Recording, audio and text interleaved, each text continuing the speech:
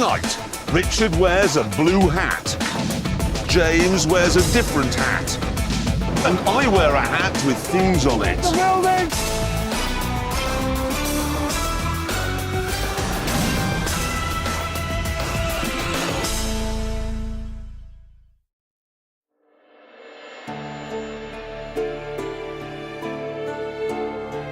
It all started here. It's the first, and frankly, still the best in the series. Yeah, I mean, there's a rough edge here and there, but for a first attempt, I think it's pretty crisp. What? Hello. Yeah, mate. Honestly, it's not even a question, it's peak. It's peak Souls 2. Hey, whatever. It was time for our first challenge. Each of you will beat your game from start to finish. You are allowed to use any weapon, armor, ring, and consumables. Kill any boss in any order, level up, and upgrade freely. Hang on, it's not really a challenge, it's easy. There's more.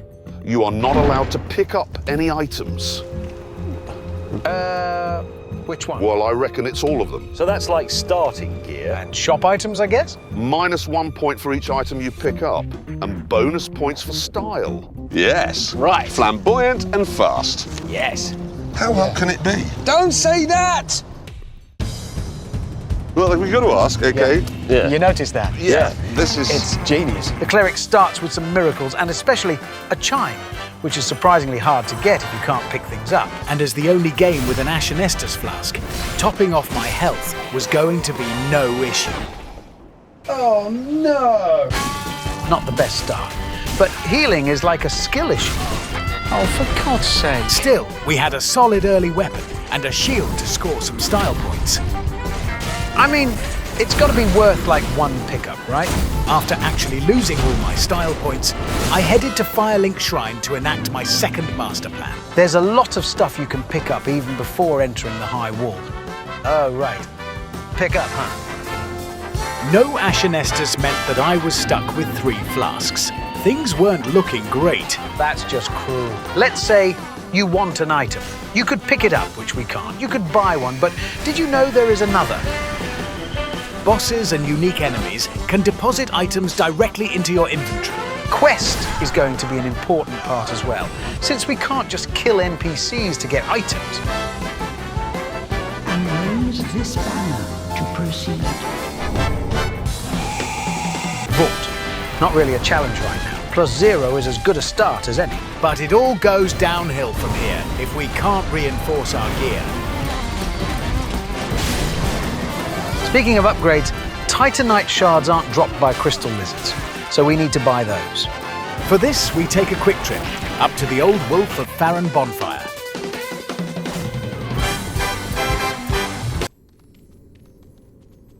Not only was I unable to pick anything up, I was locked out from buying most shop items as well. Well, it's just my luck that I picked the only game where buying things require you to pick something up. Still, could be worse. Maniac. Maniac. Yobbo. Maniac. Oh, hold on, I think there's a chance here. A famous man once said, "A man's worth is shown, not by the wealth he possesses, but by the respect he earns." If you think about it, as long as you don't take any hits and can deal damage, you can kind of beat the entire game. I mean, what could possibly go wrong? After making my way to the Firekeeper, I received my one and only Estus, as there was no way to upgrade it any further. Oh, for God's sake.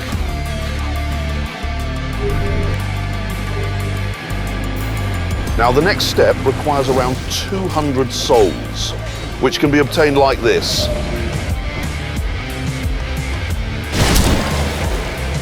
With 4 hollows dead, we can now afford a single firebomb.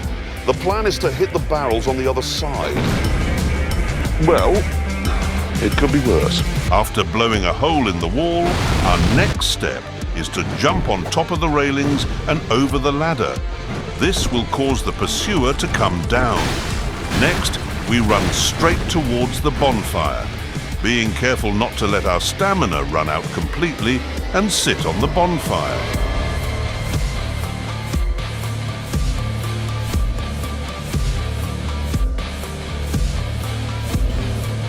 Now we have enough souls to afford a weapon, but do we really need one?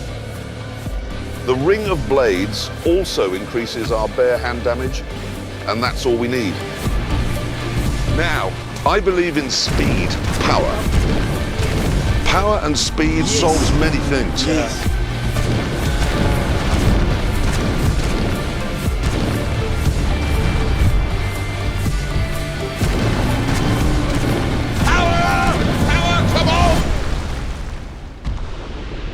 Speed and power doesn't work. Still, could be worse. It is absolutely necessary to have a plan on everything. So I've taken the liberty of researching every route and items sold by every single merchant. Naturally, our first move was to head to Firelink Shrine and review our options. Oh, cock. That would help. Shut up. Because we were working as a team, we decided to leave him behind. We can't buy Titanite shards, and crystal lizards don't drop them. But they do drop something else. This wasn't really useful, unless you had an NPC called Grey Rat that can sell both twinkling Titanites and twinkling Titanite weapons.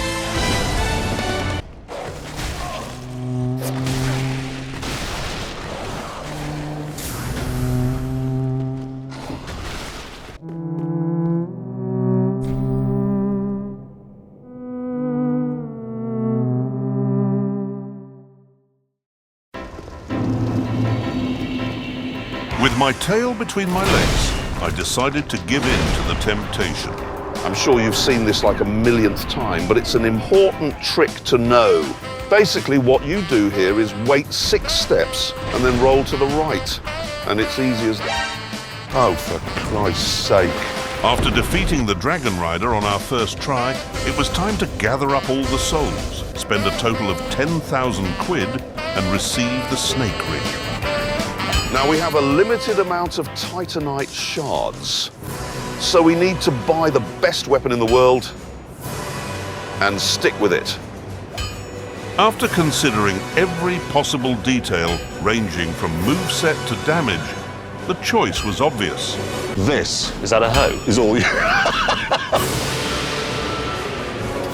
It's an elegant weapon, fast and deals strike damage. Everything you could ever want. A marvel of engineering, and probably the first tool ever used. And there's the finish line! Power! Sometimes I stagger even myself with my genius. After a short victory lap, I made my way up to the Lost Bastille.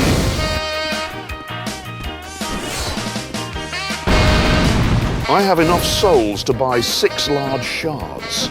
That's a +6 club.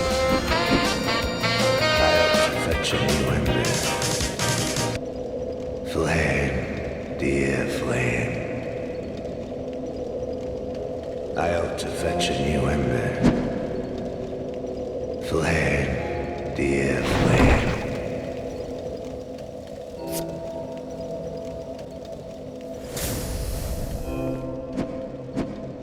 Still, could be worse. Yes, he's dead, so that's 10 points away there. And if you want a job on Top Gear, please write to Top Gear. No, wait, look, he's coming round. He is! He's alive! He lives! You may be wondering, how did James manage to escape his cell without picking that key up? Well, that's a story for another time. Right now, our focus is escaping the asylum, and our starting weapon wasn't going to make that easy. Well, when I say starting weapon, I mean this piece of crap. Our actual starting weapon should have been the bandit's knife. No matter. Since the thief starts with the master key, we have more options on starting gift. In this case, black fire bombs.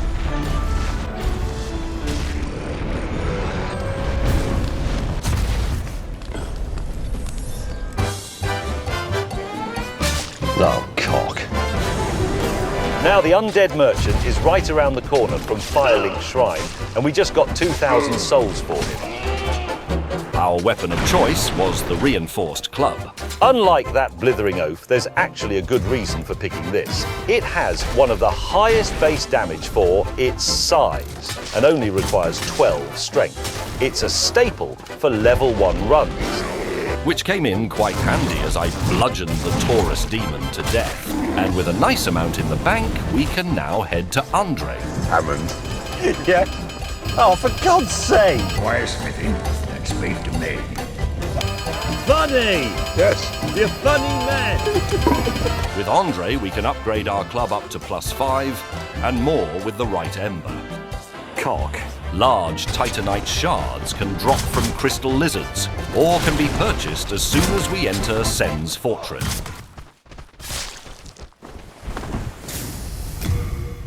Oh, cock. It's all about geometry, really. It's called the Lower Undeadburg for a reason.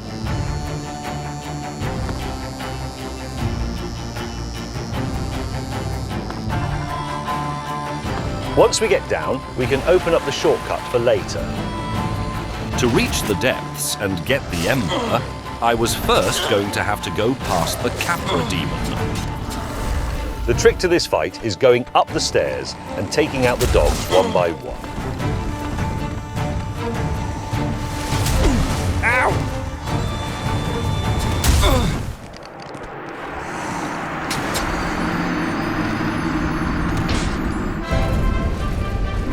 Okay, so we can't get any titanite shards, there aren't enough crystal lizards to upgrade a boss weapon, and we can't buy a weapon that upgrades with twinkling titanites.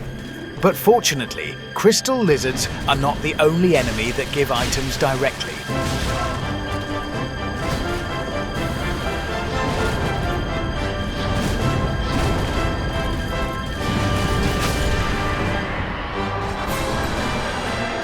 It's one of the few weapons that's given directly, and it's upgraded with twinkling titanite. It's got a 14 dex requirement, but we can fix that with a quick visit to the Firekeeper and Yoel.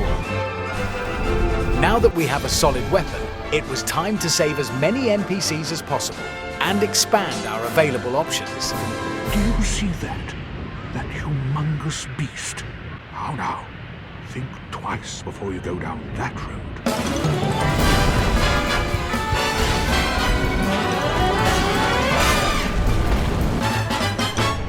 Now, for some miracles.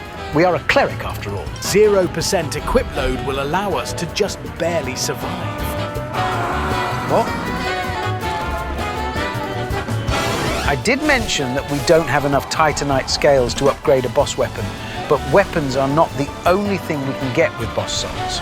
With the transposing kiln, we can swap out Vord's soul to the Pontiff's left eye, which will provide some much-needed health regeneration. Stack that with gentle prayer from the chime, and we now have a solid way of healing, even without Estus.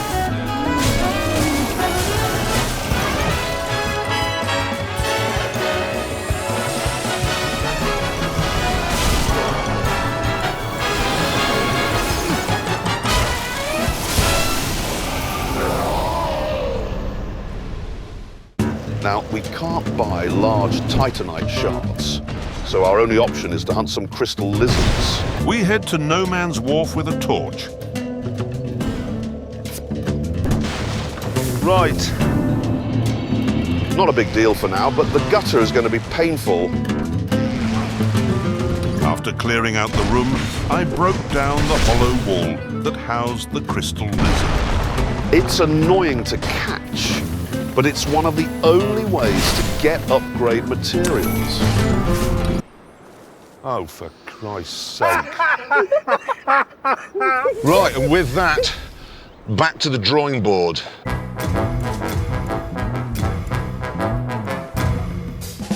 Back on top, I decided to take a slightly different route. We do have the shortcut from Firelink, but this isn't about that. Going up the ladder, but stopping as soon as on top, allows us to walk on the precipice. I genuinely don't like heights, okay? No, no. It's my biggest failing, among many. After using the momentum of a strong attack, I used my bloodstain as a guide. Watch this. You cannot even begin to comprehend the bounds of my forthcoming genius. And the Capra demon seemed to agree, as he was kind enough to stand still.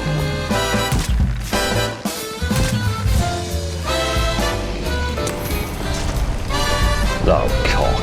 Help! Don't worry, I'm all right. Using the key, I descended down and was greeted with a warm welcome to the depths. And for my final prize, the large ember. Oh, cock.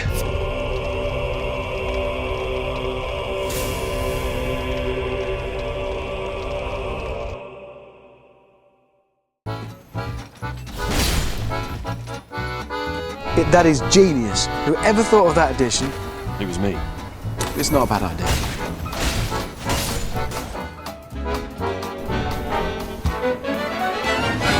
There are 2 after the sage, which would already put our weapon to +2, and 2 more at the cathedral, but I need 2 more for more than +2. That's where the DLC comes in. This was an area way out of my league, as even the lizards had more health than me. They also have a tendency to run to unexpected locations. Okay. That's not gone well. Sorry. Sorry, that's gone badly wrong. The trick was to quit out from behind and lead them to a dead end. Ha! Right in the nads! Look at that! Now that's enough for +3. But for more, we need to kill this guy. After going up, we unlock the shortcut to the cathedral. Welcome to the painted world of Ariandel. And in the underground, we find 2 more lizards behind an illusory wall. The last one is down the bridge.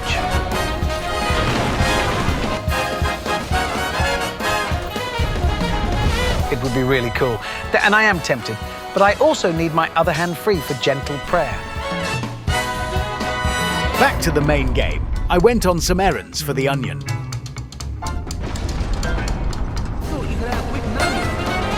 With a +3 weapon, the deacons were nothing more than a pushover.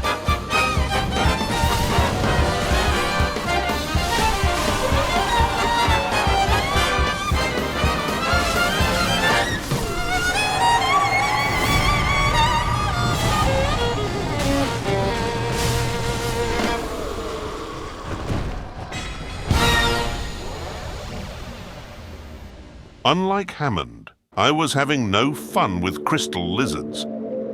Can't buy because Macduff won't talk to me. Can't kill lizards because of the rules. But then I realized I have forgotten something even more important. I have a policy here. Speed and power. From here on out, I was going to take 0 damage. Well, that might have been a slight exaggeration, but my point on speed and power still stands. Because as I said in the start, you only need a way to avoid damage and deal damage. So we just need to get good. After the fight, we go upstairs for our reward. It could be worse. With both the Pursuer and Flexile Sentry defeated, it was time to skip the Ruined Sentinel and head straight to the Lost Sinner.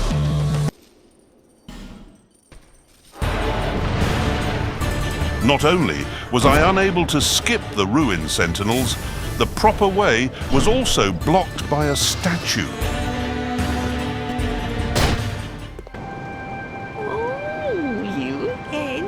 I was saving this for Shaded Woods, but looks like I'll have to find another way for that. Still, at least things soon got worse. Oh, shit. After a quick reminder of why I usually don't go here, it was time for the Ruined Sentinels.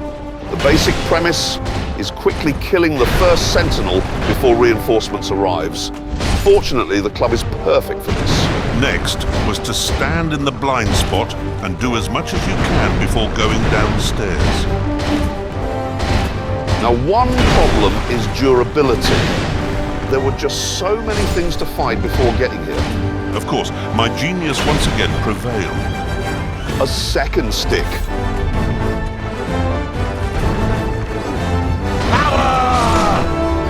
But the real reason behind the second club was not as a backup, but for this.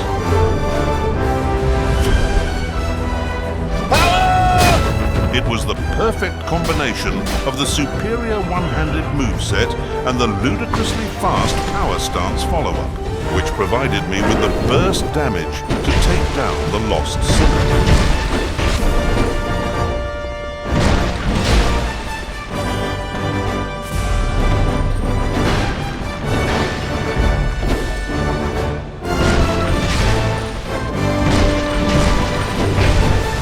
I have a policy here.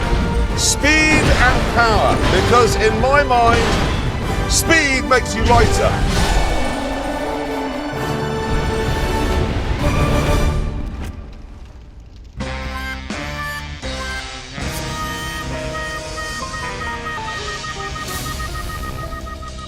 Cock.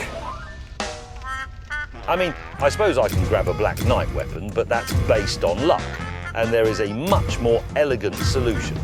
After shopping, I headed down to the Darkroot Basin. Here's a Top Gear top tip. Grab a couple firebombs, stand here, and do this. The shield should protect you from any close attacks. Ow! As long as you two hand it. Cheese.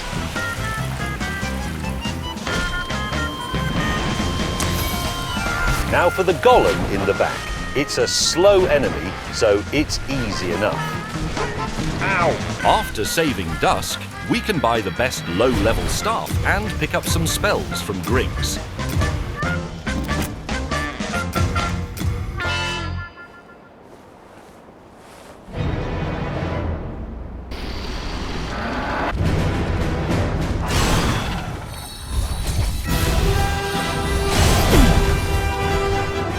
Staffs don't require any upgrades, and since the ivory staff does its maximum damage at just 12 intelligence, it's the perfect tool for our challenge.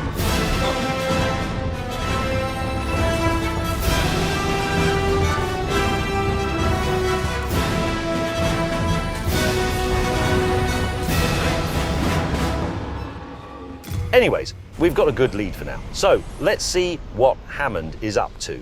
So you need to buy the armour for the quest. Oh, for God's sake. 50... I misread that at first. 15,000?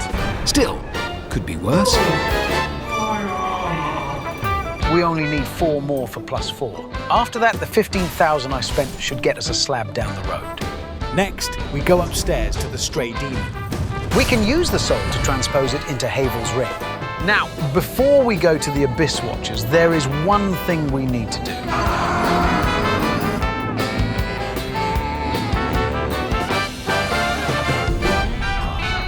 Now for the great, the legendary Lord of Cinder, who can be backstabbed repeatedly.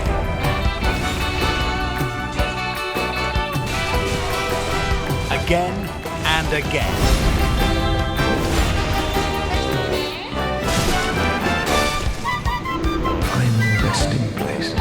After the Abyss Watchers, we can get the Farron Ring, which reduces FP consumption by 25% on weapon arts, including Gentle Prayer. That's one step closer to +4, but the real reason for coming here besides progression is this. It's one of the only bone shards that's dropped from an enemy. But it didn't work. Well, that didn't work out, but when I said one of the only ways, I meant exactly 2. The other bone shard is dropped by Solaire. While intimidating, thankfully the killing part was easy, as it was situated in quite an unfortunate location. Yes! Yes! Oh, yes! Now for the Skeleton Lord. Frost obviously doesn't work here, but it really doesn't matter that much.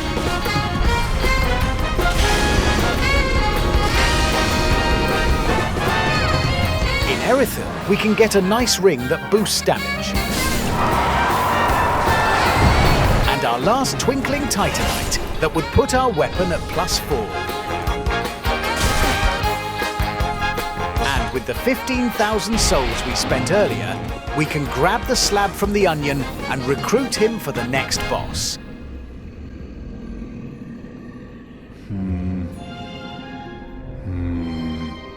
The last requirement of the quest was a key. A key which we couldn't pick up. Oh, for God's sake. Not only that, he was our only way of dealing with Yorm, as the Storm Ruler 2 was inaccessible.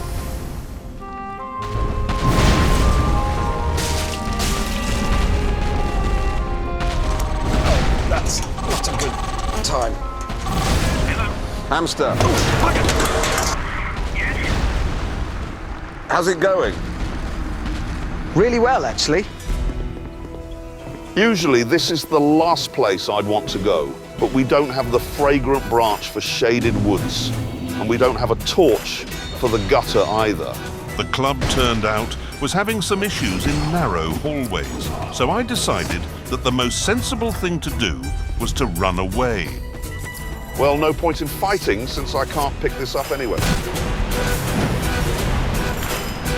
Does anyone know which skeleton I have to deal with first? The mage one, you imbecile. You always deal with the ranged one first. It's like medieval times. Archers were placed at the back to ensure concentrated volley.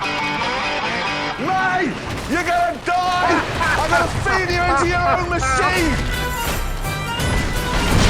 In spite of my colleagues' sabotage, the club was more than enough to deal with these surprises. After the skeletons, I was greeted by a welcome sight. I'm Chloanne, an ore stone trader. She only sells shards, which isn't great, but will allow our offhand to be +3 as well. Strike wasn't the best type to use, but it didn't really matter.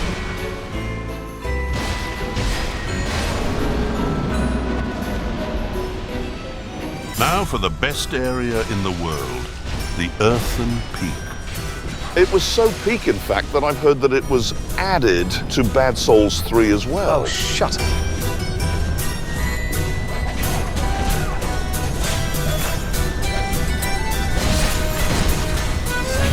Still, it could be worse.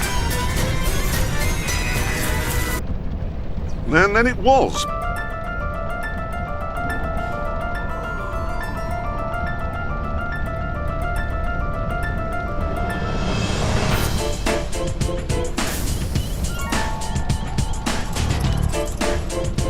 Oh, for Christ's sake.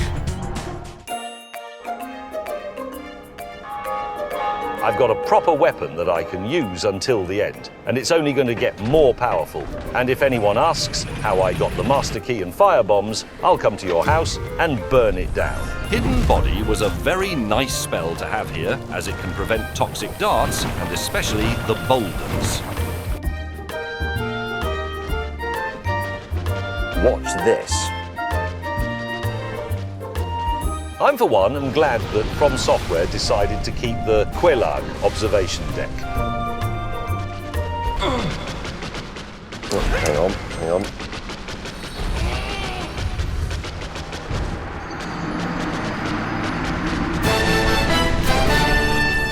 The real power of the observation deck was not only the view, but that the lock-on aims straight at the human portion,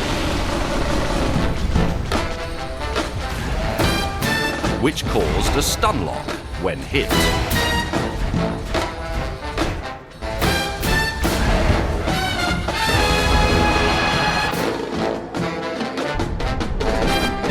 Now Sen's fortress is open, but before going down that road, let's grab another easy 20,000 souls.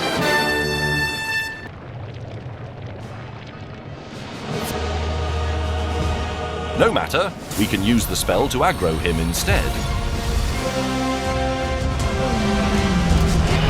Ow!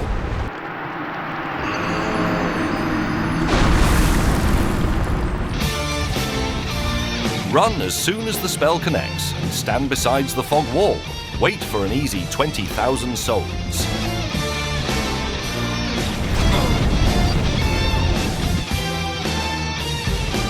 Hang on.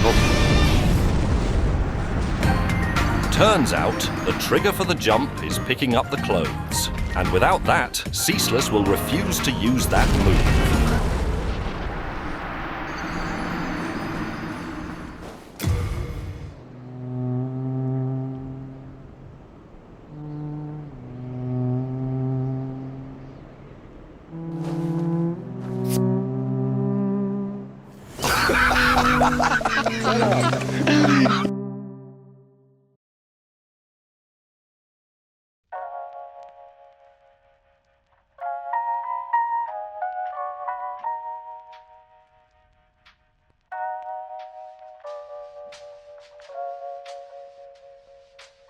We were taking a battering, and things were about to get a lot worse. We've worked together now for many years, but we've never struggled to think of anything to say before. But I think that's partly because we can never remember what we said last time, so we just do it again. Yeah, that's a fact. Well, you see, we've just been repeating ourselves to one another every night for the last... That's possible. Eventually, We are doomed. We are doing Absolutely. we were ready to go again. Right, we're off! We needed a better weapon, fast. And the only way to improve was by getting a Titanite slab. And the only slab we can get right now was this. Replenishment and gentle prayer, and sit in the bonfire to regain FP while keeping the buff. Main issue was the lack of Esters. So we needed the safest possible strategy. Pay close attention to where she moved after the invisibility, and backstab. Follow up with a charged heavy attack and a regular heavy. That should make phase 1 easy enough. Not so much for phase 2.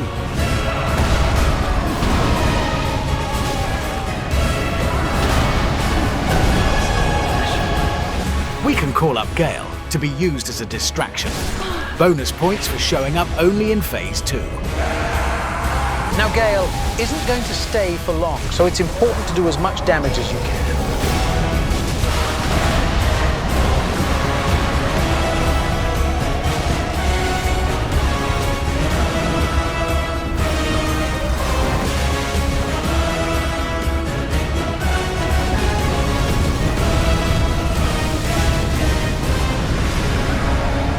Doesn't matter, Gale isn't needed for phase 3.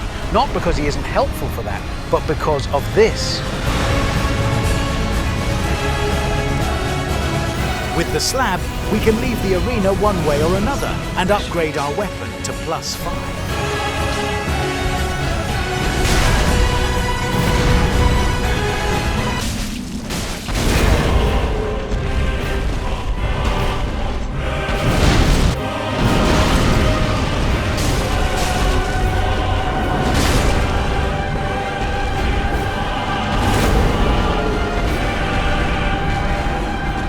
Still, could be worse. Could be him over there. Without a torch, I was forced to fight Mitha in the poison pool. Not only is the poison a constant drain, but it also heals Mitha. With the majority of my time spent on trying to heal over the poison, this provided less time to attack and exacerbated the issue with the healing boss.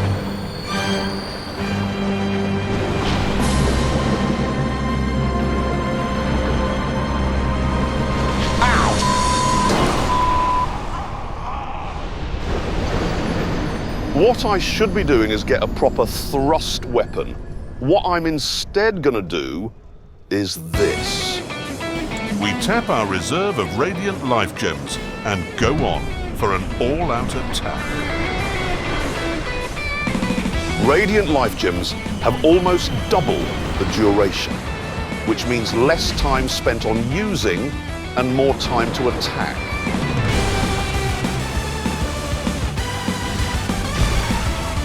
She has got quite a nice bottom.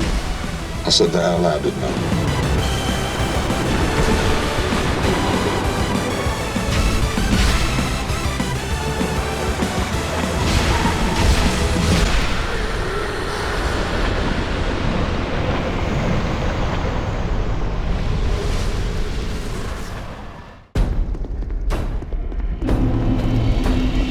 I've been dreading this.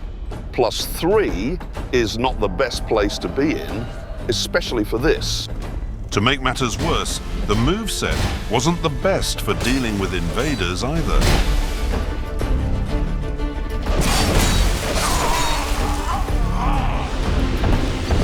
For this, we needed to visit an old friend.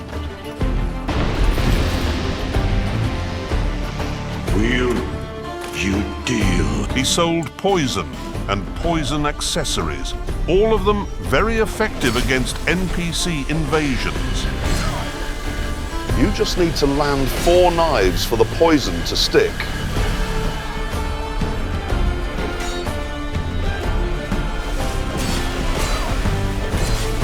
Poisoning them 2 times, and a few tap from our stick was enough to send them away. Using the stick to gain entry, we meet with Magarold.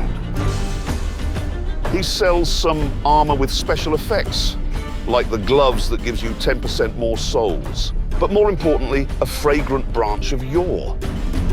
The armor has a high dex requirement, and without the requirement, your rolls will be significantly shorter. So it's a good idea to only wear it when you need it. For instance, right after killing a boss.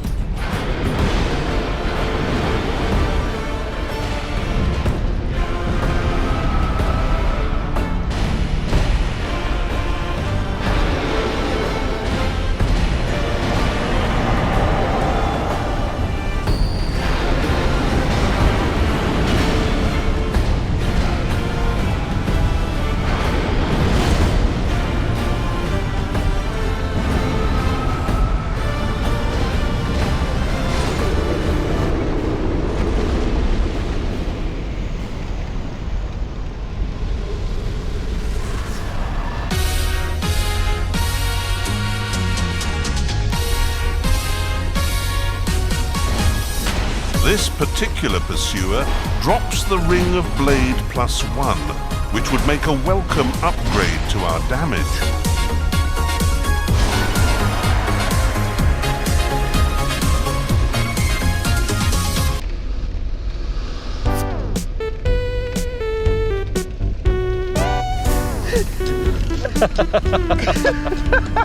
Totally unrelated, but I decided it was a good time to use the souls to play the part. Now, it's not a good idea to run past these, especially without a bow to clear the path ahead. The trick is to lower the platform and climb up the ladder to skip most of the encounters.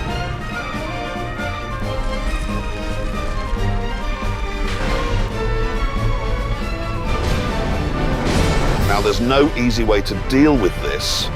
You'll just have to be good with your rolls. The other side can be dealt with firebombs and some collateral damage.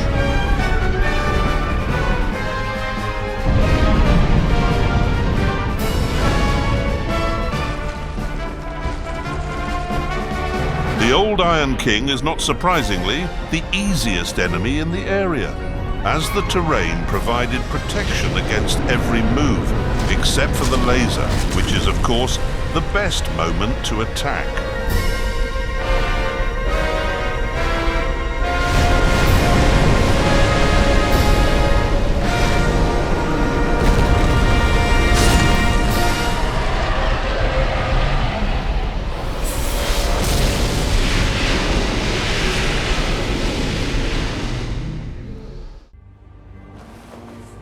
My oversight has caused an innocent person to die, with no way to make things right, except for one.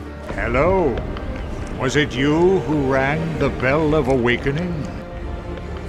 For this, we needed around 37,000 souls or more.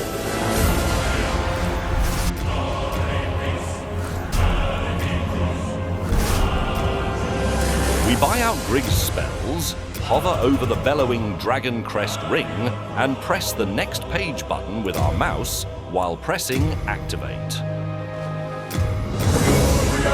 This works because the bellowing Dragon Crest ring has the same item ID as the Black Eye Orb, We just had to overwrite the category with prompt swap. Even I was thinking, I want to put your head in a brown paper bag and bludgeon you to death with the blunt end of an axe.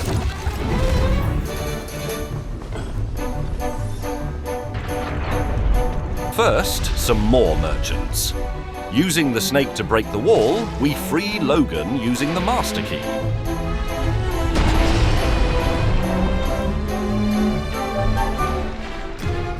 Now, for the Iron Golem. We can ignore the firebomb giant in the back and focus on its legs to make the fight much shorter.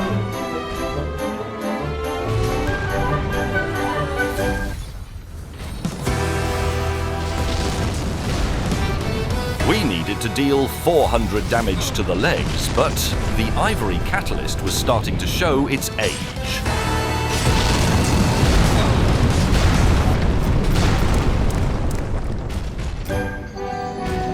This can be fixed by equipping the Great Heavy Soul arrow instead. It's much slower, but with how defense works, a much effective source of damage compared to regular Great Soul arrow. Now in Anor Londo, we can use Hidden Body to bypass most obstacles. But the question still remains, does the orb work? Or did we just throw away the bellowing Dragon Crest ring?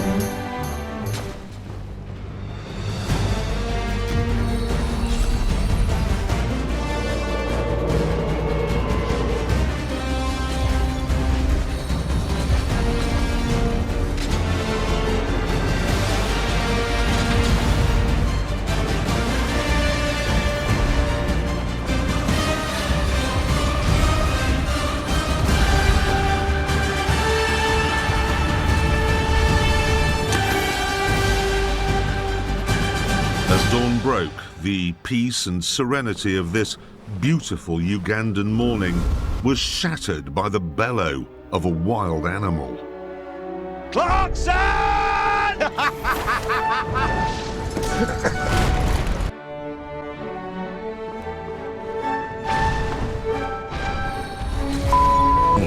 Ornstein was difficult to hit due to how slippery he was. Smaug was easier, but the hammer portion was impervious to any damage. More importantly, I did not have the durability or the healing to withstand both attacks.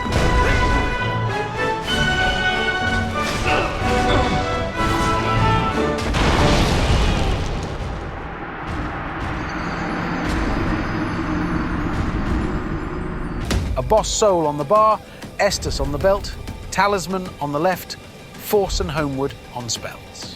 L2 to poise cast force. Consume the boss soul. Press no. Run forward, pivot, roll, press L2 and movement, and use the Estus on your belt.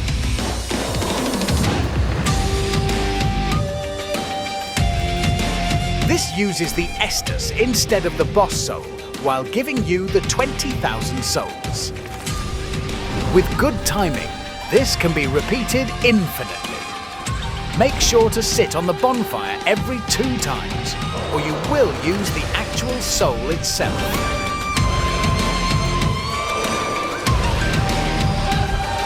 Oh, for God's sake. At least we got a solid chunk of damage from this.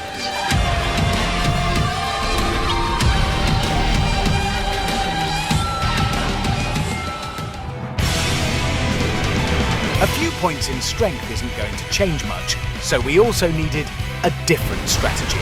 Two-hand the sword for the overhead moveset and aim for the arms and especially for the head. The best moment to attack is the two-handed slam, where you can get some guaranteed hits on the head.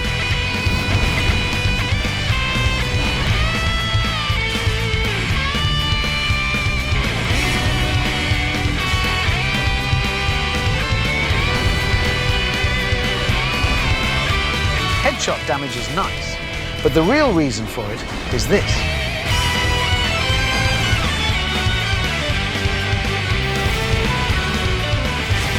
Nice. Headshots provide the poise damage necessary to perform a critical attack. Speaking of critical attacks, for Pontiff, buy a parry shield from the Maiden and skip Phase 1 entirely. You can do the same for Phase 2, or alternatively, Spam regular attacks after the transition to brute force it with damage.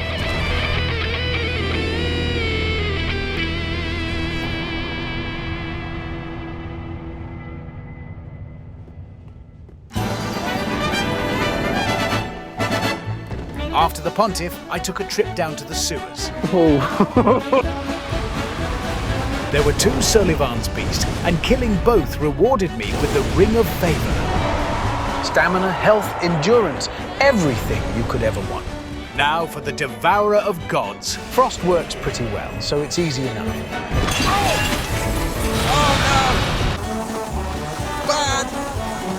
The most dangerous attack, the Rain of Arrow, can be dealt by running around a pillar.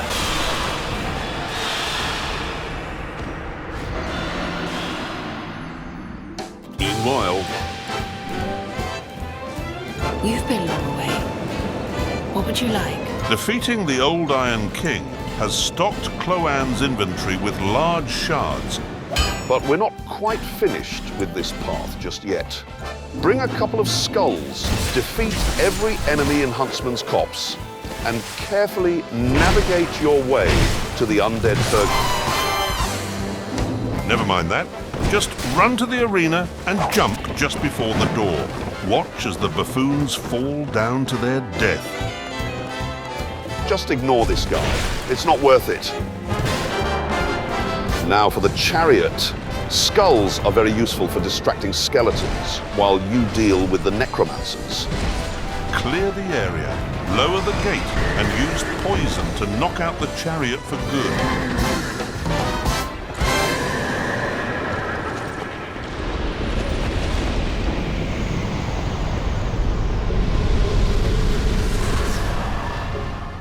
What is it?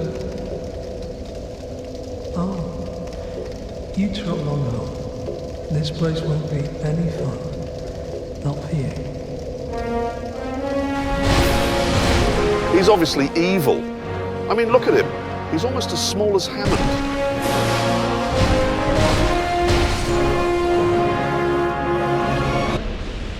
Now you may be thinking, skill issue. Should have known that the item would drop to the ground.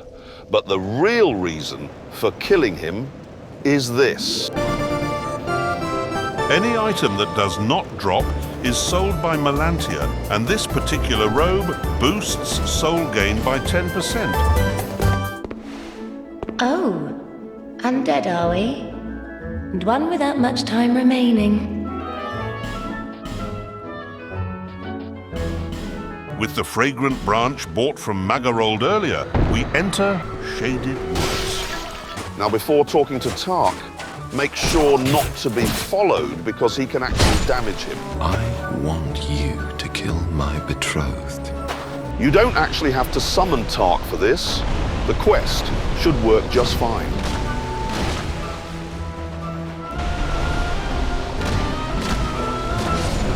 If you've met Gavlan in No Man's Wharf and Harvest Valley, he'll now sell infinite poison accessories.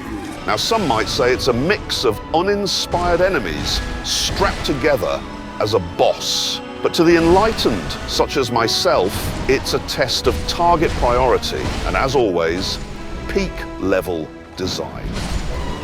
This is my thanks. This is the last branch we'll ever get. We can't pick up any Estus shards, so the most sensible thing to do is to use it to save a merchant. Thank you for helping me. We can head right down the road from the congregation to receive her services. Way to the bonfire is easy enough.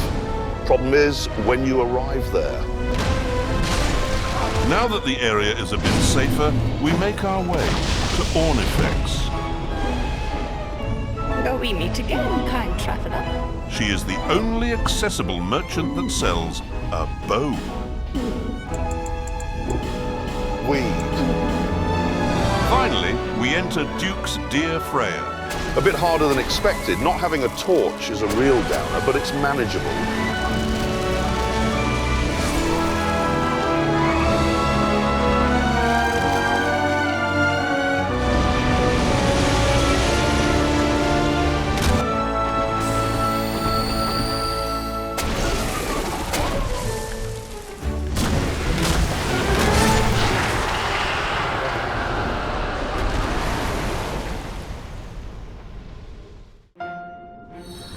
Still, at Anorlondo, I started by clearing out the entrance.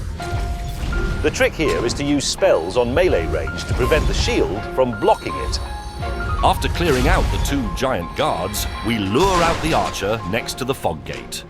One important note is that the cut scene must have not been triggered before doing this. Parry, and perform a critical attack in front of the fog so that our body clips into the arena. After triggering the cutscene, we go up to the bonfire and back into the arena.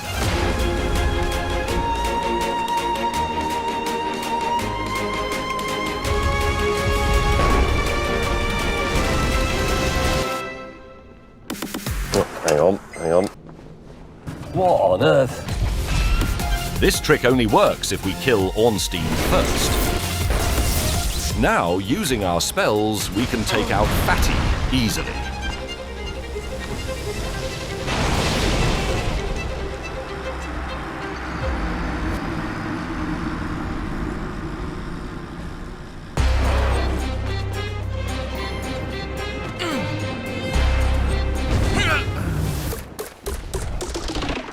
The Pyromancy Flame is the only weapon that doesn't require any material. Yeah, wonderful. It does, however, require huge amounts of souls. Fortunately, all you need is a bottomless box and exactly 2 Titanite shards. Now, we change the order of the items so that the boss soul is on top and put the soul in the box. Using the same trick as how we got the Black Eye Orb, from the Titanite shard, use the mouse to press the arrow and press activate at the same time, and select 2.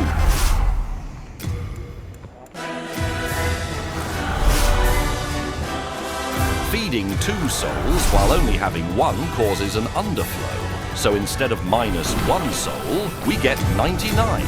The Pyromancy Flame has a higher magic adjust, but it can only use pyromancies. Let's fix that.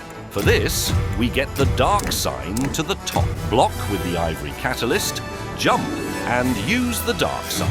Press the menu button and use item at the same time, until you get a UI glitch. Finally, equip a bow in the left hand, turn around, and replace with a pyro flame. You'll know you got it when you can cast sorceries. And it's not just a visual bug, the damage actually scales with the flame instead of the star.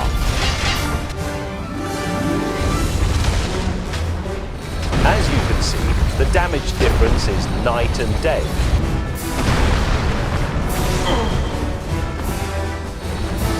Turns out, my biggest weakness wasn't bad damage. It was bad defense and heals.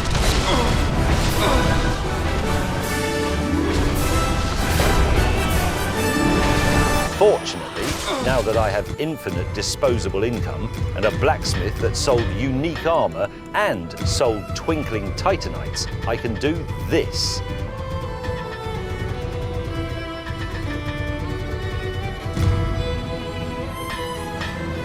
I mean, our healing is still very bad, but frankly, it doesn't really matter.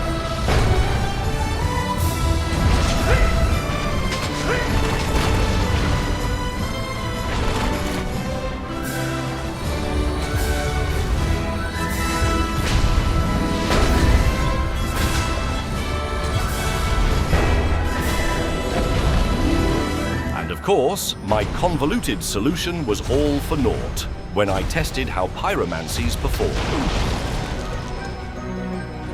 Well, here's a Top Gear top tip. Instead of doing all that crap to moveset swap, just use pyromancies.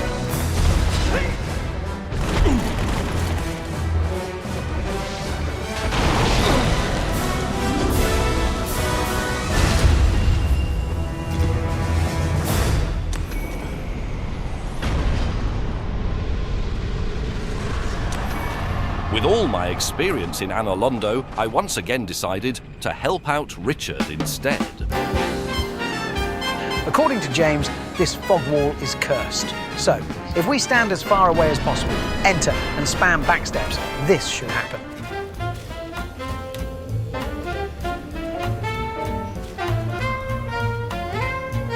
And since there was no phase transition, like in Ornstein and Smaug, the AI freeze persisted over the entire battle.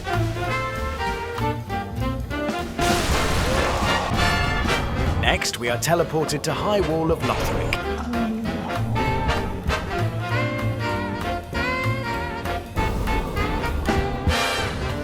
Since the last battle didn't cost any resources, we could fight Dancer head-on.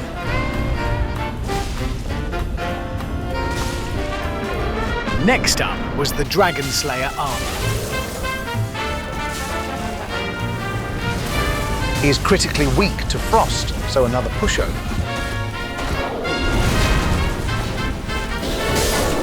There are loads of crystal lizards here, including ones that drops titanite scales for some reason.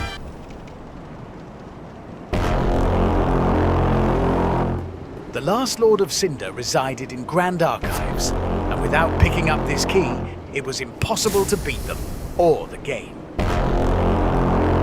Oh, that's not a good time. What are you doing? What have you got? It's pretty... I don't want to tell you.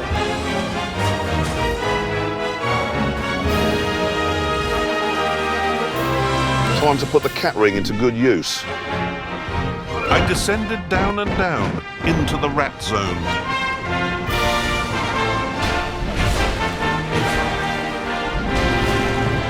In the meantime, we beat up some rats, meet another rat,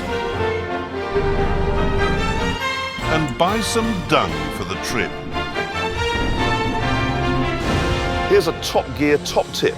Strip naked. Right now.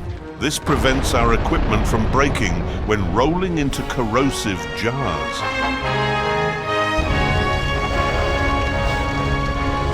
I mean, the rotten isn't really hard in the worst of days. You just need enough stamina to roll 3 times. Last time I was here, I had to farm like 1 million souls. Now we can just walk in freely.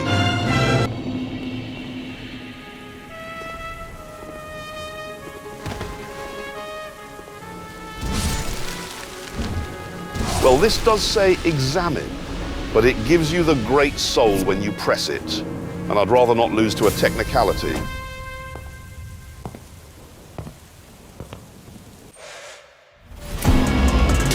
First part of business is to cash in on our reserve. We had a bunch of soul-boosting gear before, so it should be close. Unfortunately, it wasn't. We needed to find a way to make as much souls as possible with our current tool. This one is really for materials and not souls. There was also the giant method. 5,000 per run. Still too slow. Using the ascetic bought from Cloan, we reset the chariot arena to New Game Plus. 2 reasons for this. First is to gain more souls from gravity. But more importantly, the chariot itself. Enemies are obviously tougher in New Game Plus, but a couple of leftover skulls should do the trick. And after the chariot was kind enough to run them over, it was time to poison it. Or you could do the more sensible thing and throw rat shit at him instead. The chariot does drop a good amount of souls, but that's really a side effect. Because the real reason is this. Since we couldn't pick up the Chloranthe +1, this was an immense boost to our loadout. And now that the bonfire was clear, the rest of the souls can be obtained with gravity. I have worked my fingers to the bone for that.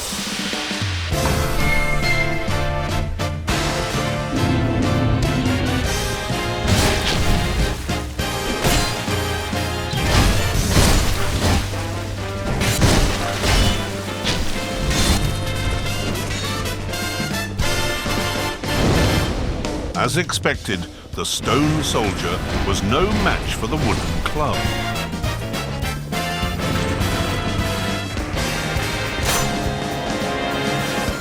This is why we went through the trouble of getting the bow and those poison arrows.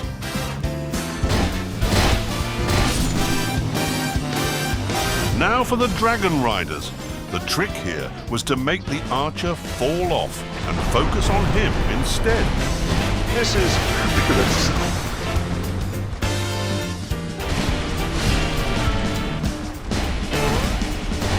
And the remaining one is, well, it's just a dragon rider. Picking up is getting an item after pressing activate, right?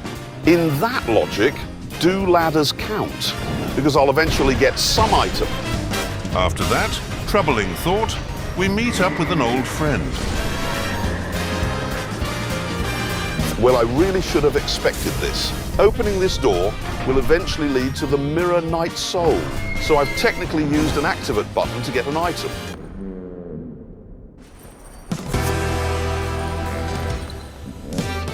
This item was a key, which granted entry to the King's Passage and to the Mirror Knight.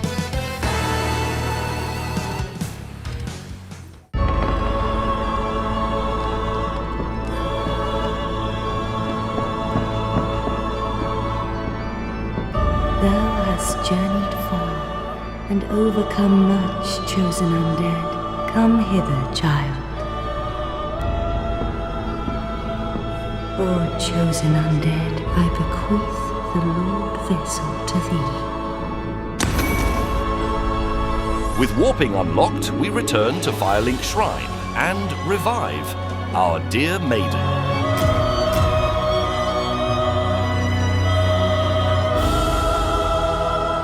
Oh, cock. Oh, no. Mate, that's... Oh, that is such a shame. Oh, sorry, James. That's really a rotten bit of luck.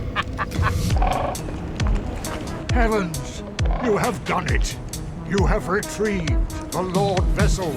We have excellent defense and decent offense. The only thing we're missing is good heals.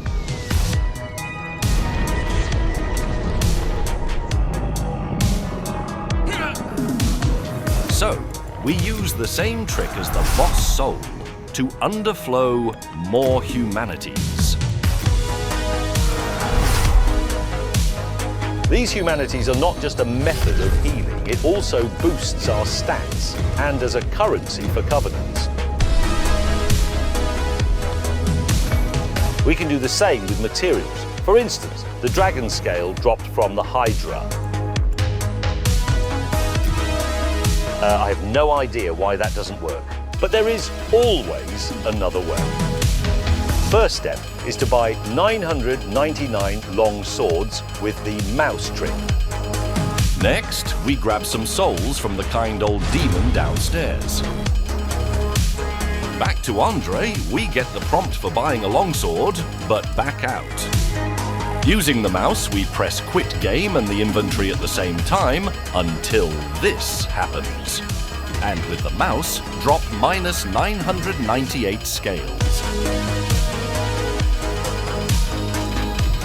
I mean, no one said anything about dropping items. Well, having a bunch of scales is nice, but where do we use it? For that, we go down and down until we reach the Ash Lake.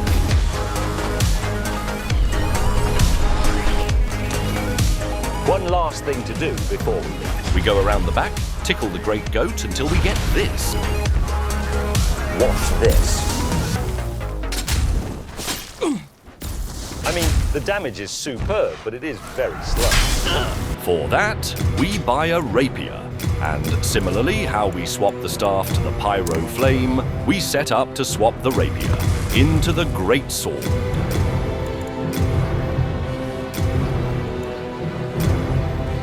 On the outside, it looks like nothing changed. The regular attack is the same. But the real value is on the running attack.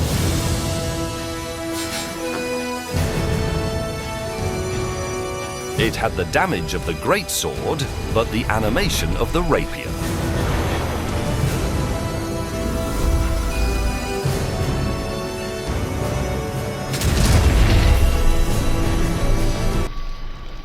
Oh, cock.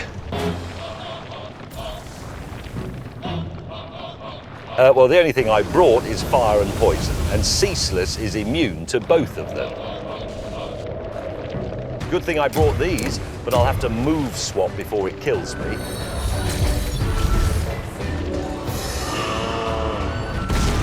Ow! There's a really angry demon about to ceaselessly discharge on me, so it's a race against time before I get fingered to death.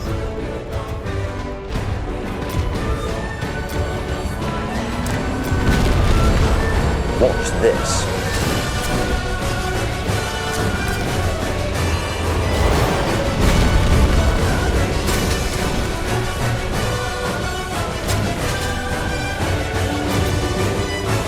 Using the shortcut, I reached Lost Izalith and to the Bed of Chaos. My weapon isn't going to help out here, so I brought these. With careful positioning, aiming and throw, I was able to disable both sides without running through the gauntlet.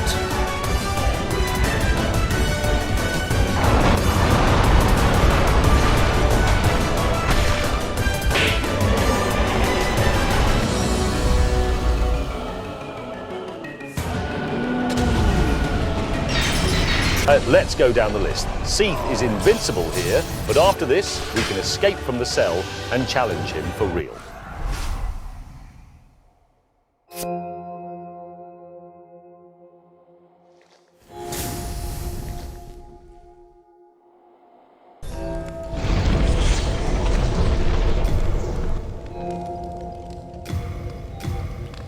Still, could be worse. Without entering Grand Archives, I could not kill the last Lord of Cinder, and I could not enter the archives without picking up the key. Tears of Denial was out of the question as the book was inaccessible, so there wasn't even a glitch I could use. So I had no choice but to pick up the key and move on. But that's just not acceptable now, is it? Now, if you think about it, the true ending to the entire Dark Souls series is not the Lord of Cinder, but you and Gale, standing in the edge of time, battling the sins of the past and painting a new world. But for that, I would have to go through the most difficult gauntlet in the entire Souls series. I still only had 3 Estus, but I was much stronger and better equipped than before. The trick to Phase 3 is bait out the 7-hit combo. Go in and stab her in the back.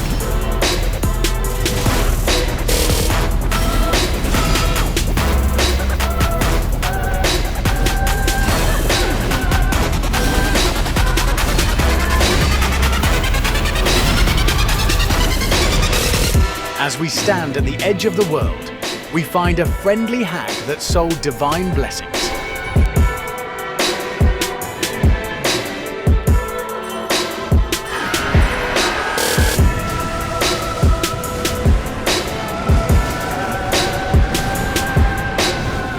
It was once again time to recruit our favorite slave.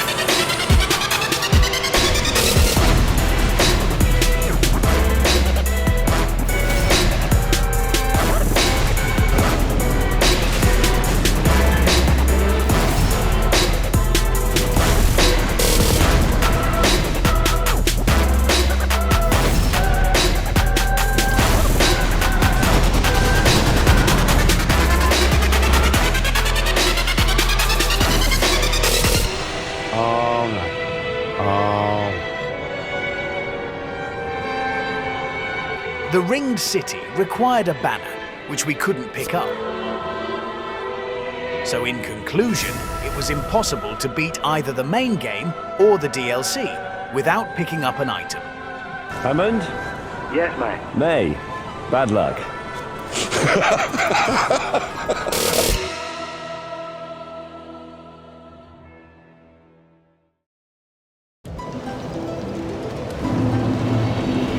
First, we spend around 15,000 souls. And if that sounds familiar to you, yes, I am that desperate.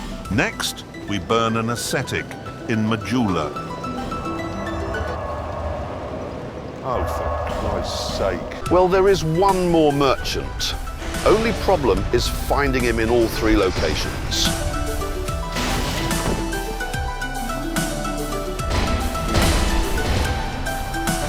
After finding him in Black Gulch, Shaded Woods and Drangleic Castle, we join the Covenant and gain access to 10 ascetics.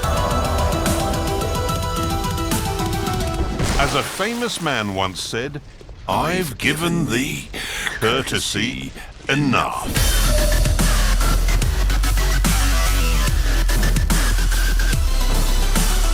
You now have 28 seconds to fly to your destination, which in our case is the King's Passage. Since the door was still locked, every time you fight the boss, you have to repeat this.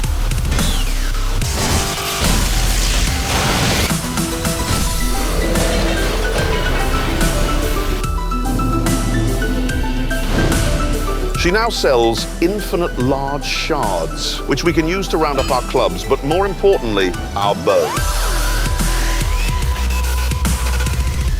It can be used to lure in enemies or outright kill ranged ones. Filthy mage. It can also be used with poison arrows to take a good chunk of health out of the semen of Dong. The rest can be done with hard work and the stick.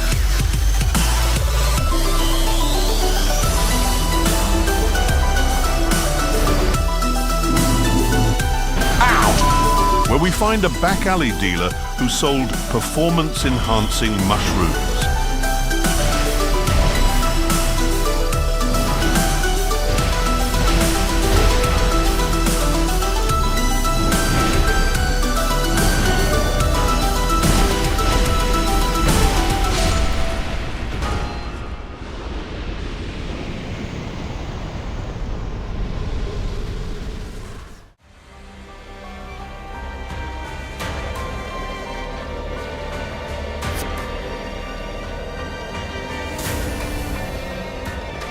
Let's step back for a moment before fighting Seath. Just before the Seath arena, we pull up the elevator. Stand in front of the lever and line up with a bow before pulling it. It's important to be lined up because after pulling it, we need to roll fast. Right, forward and backwards. Finally, turn to the right and roll off at the second floor you see.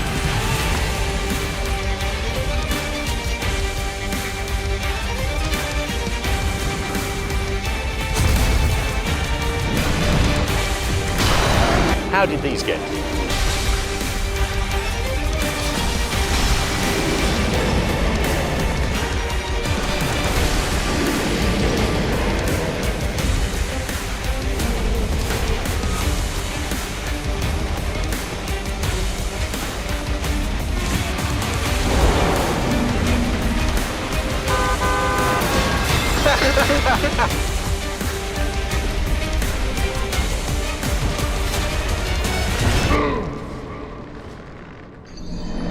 The darkness made navigating an impossible task. There are 3 sources of light. The most obvious is the lantern, and we can't pick it up. There was also the sunlight maggot. I mean, this one looks kind of like a crystal lizard. Which leaves us with the only choice, the spell Cast Light. Fortunately, the princess isn't dead. She's just stuck in the DLC.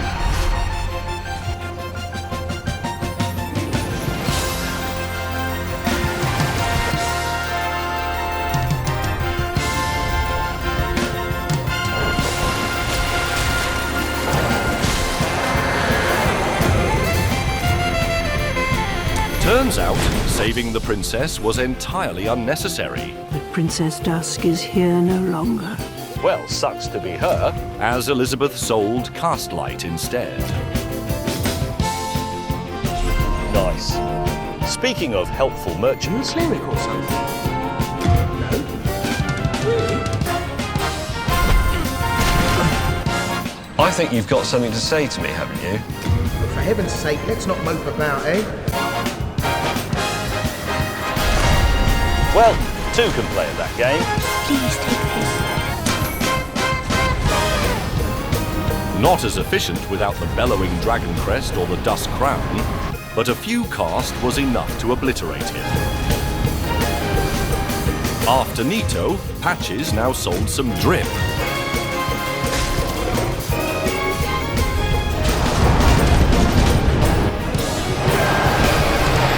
Princess Dusk is here no longer, snatched away by that horrifying primeval human. And so I must ask, Couldst thou once more play the saviour? To be clear, I do feel really bad about not saving the Firekeeper. Let me guess. Dragged off to the past? So this is the least I can do. Not because I want those style points.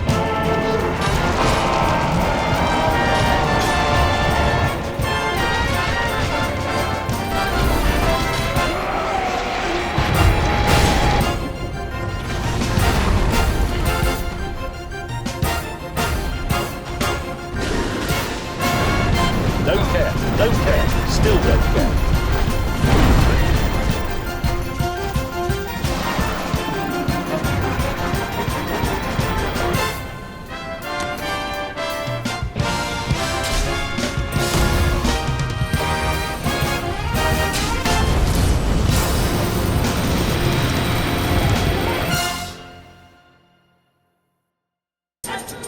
Now, we have a choice to make.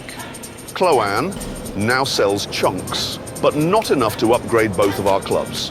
So we can either go with a +8 on our offhand, or choose a different single weapon and make it 10. Since we had a lot of dex due to the bow, and no way to respec, a weapon with good dex scaling was ideal. And then I'll figure out some way of the power.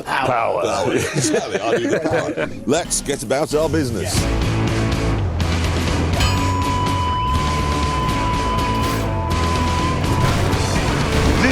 Well, I bought this because I like it. Hang on, you've just... No, I like it. This is brilliant, but I like this. Let me put it to you this way, Hammond. You can buy better dogs than my West Highland Terrier, but I like my West Highland Terrier. Yes, it bites the postman, and it lays dog eggs all over the kitchen, and it steals food, but it's brilliant. It goes, if this had ears, it'd go like that.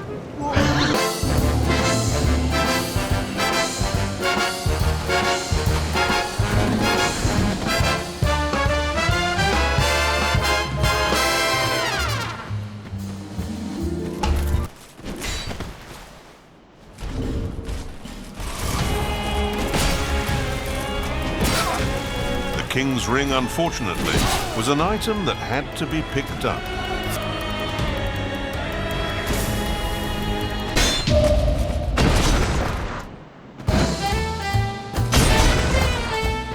As long as it was an open spot, I had absolutely nothing to worry about. The scope of my engineering genius literally knows no bounds. Time to test out the damage.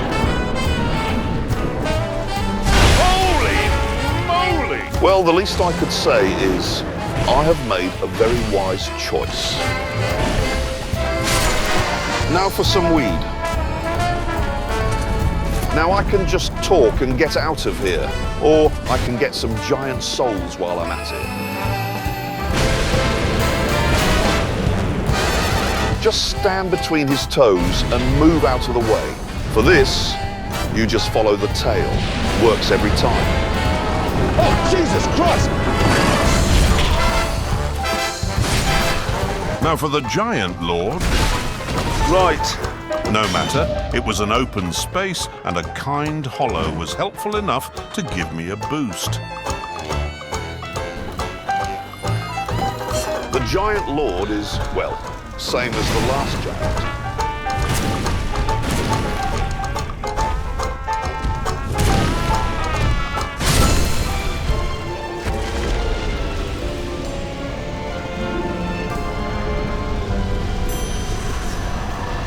This one says examine, but gives you an item.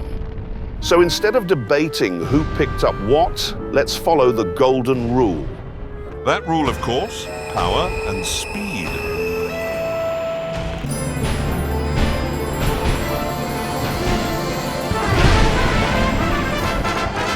Well, I knew it was going to be bad, but this is really bad.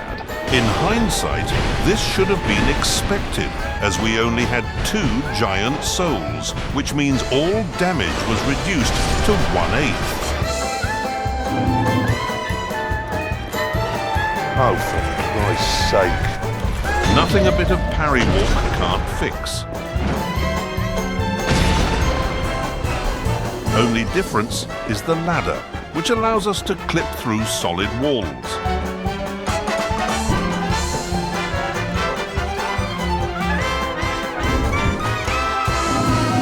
Now inside the throne room, we rely on mushrooms.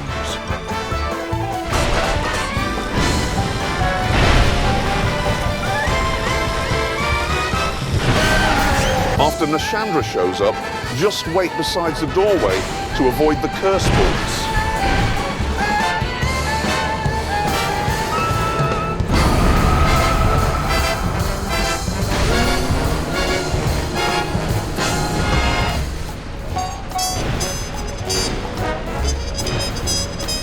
I'm starting to think that Dark Souls 2 isn't really the best Souls game.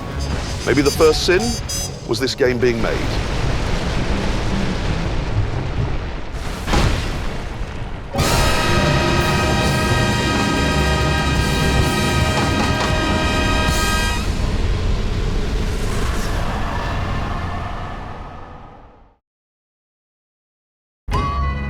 With no more options left, my only choice was resort to an ancient forbidden ritual.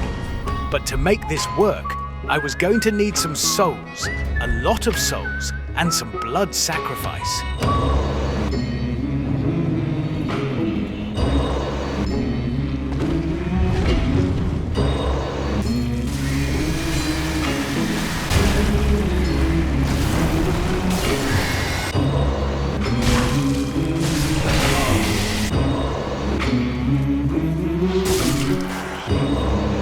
After finishing killing every single enemy in Lothric Castle, I prepared for the blood sacrifice. Some say that he's a CIA experiment that went wrong, and that he only eats cheese. All we know is he's not the Stig, but he is the Stig's American cousin. Big Stig!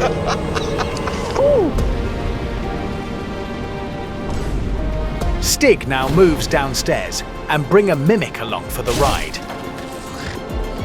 Back to the entrance, Stig uses rapport to make the mimic fall asleep.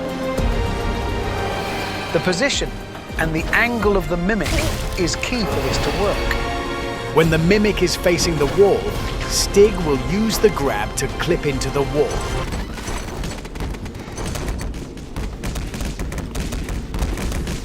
Well, the intention was make Stig pass through the wall, but seems like he's too fat for that.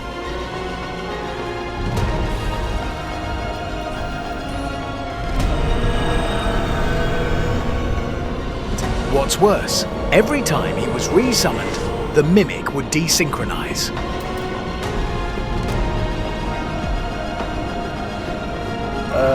Stig, you all right, mate? Thankfully, this can be fixed with a quick revisit to where the mimic was. But still, the core issue remains, and we were no closer to entering the Grand Archives.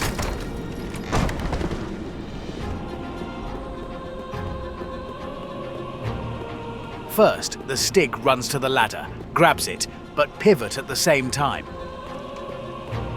After the item grays out as if on a ladder, Stig goes for the chest.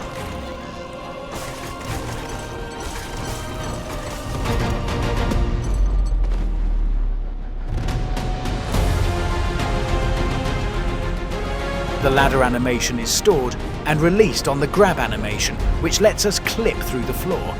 Not very helpful just yet, so Stig returns and comes back as a mad phantom. Same as before, he does a merry-go-round to sink the mimic, do a ladder pivot, and gets forward.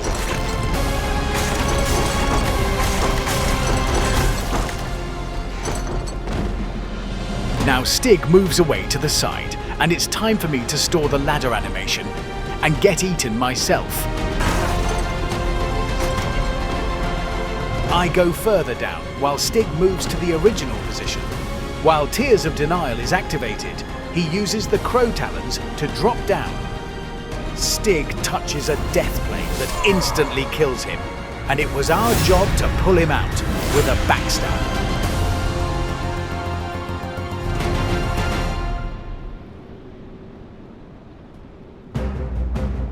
The easy part is over. And everything from here on out depends on Stig. Stig can now fly, but he cannot lower the elevator for us, and he can still take damage.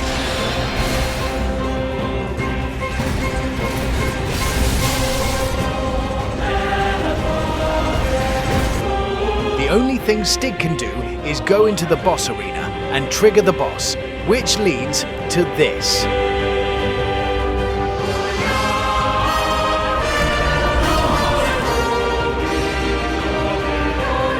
This only works if the cutscene was never triggered, so really we only get one shot at this. That was also why we needed all those souls. As we had one shot at this, it was all or nothing.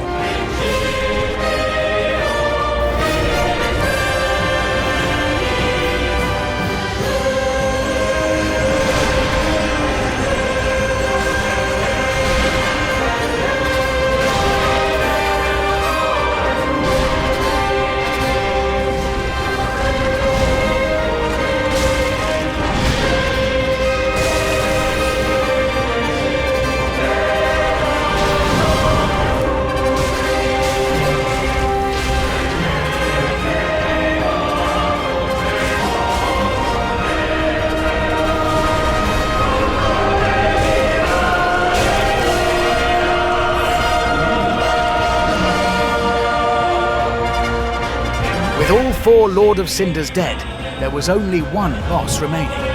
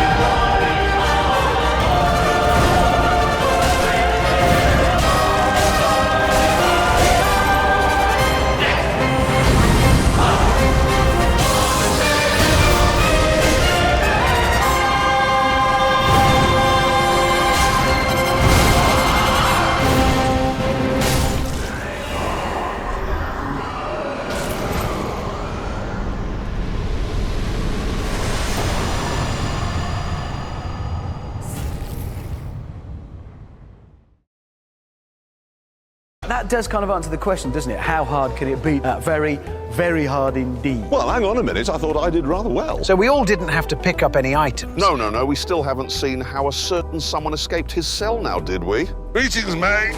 Moron. So, did you or did you not pick up the key? Well, I did beat the DLC as well, so that counts, right? No. So what you're saying is you had to pick up the key, right? Yes, I did, but I need to clarify Which that. means, how do you say this? Skill issue. What I'm trying to say is that I couldn't find a way to escape my cell in Dark Souls Remastered. Because for that, we need to go long before the remaster. Wait, what? Oh my God. Oh, come on. He can't keep getting This away. story starts so long ago, in fact, that I wasn't even born yet. There's no way he's getting away like this. James, I swear to God, if you... Some say he's the first ever Dark Wraith to exist, and that he has never taken any damage in his life. All we know is he's not the Stig, but he is the Stig's edgy cousin. He's not actually here for Lautrec, he's here for the invasion coordinates. More on that later. Right now, the Stig stands next to a ledge, uses a homeward bone, switch out his right-hand weapon, fall down, and use a firebomb. Now let's talk about invasion coordinates. Stig just invaded in Anor Londo, so the location Anor Londo is stored in memory, but the coordinate is stored in the save file. And if we create a character right after, this coordinate can be transferred to another character. So my brand new save file has an invasion coordinate. The next step is to quit the game completely and reset the memory. Now Stig heads to the DLC entrance to load the DLC and do an item swap to force use the purple coward's crystal. After that, he runs away to unload the DLC. The game has no idea where to send him and boots him into the main menu. And if we load our brand new character, this happens. Instead of loading into our cell, we have loaded into our invasion coordinate and are currently falling through Anor Londo.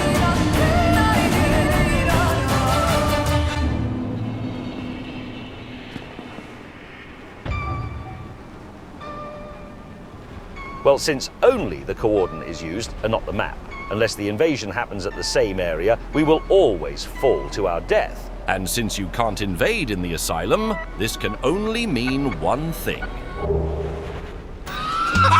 It's not funny. You know what a bad loser is? Well, Hammond is what's called a bad winner. Yes! What do you think of that? Well done. Congratulate me, then I won. Have you finished? Yep, that'll do.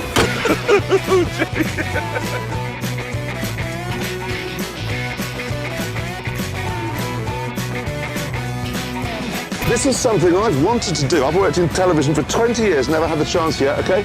Back to the studio. And that's my line! That's what I wanted to say! May, you b****s! Yeah. What I thought I'd do is put the fire out and then say... Back to the studio.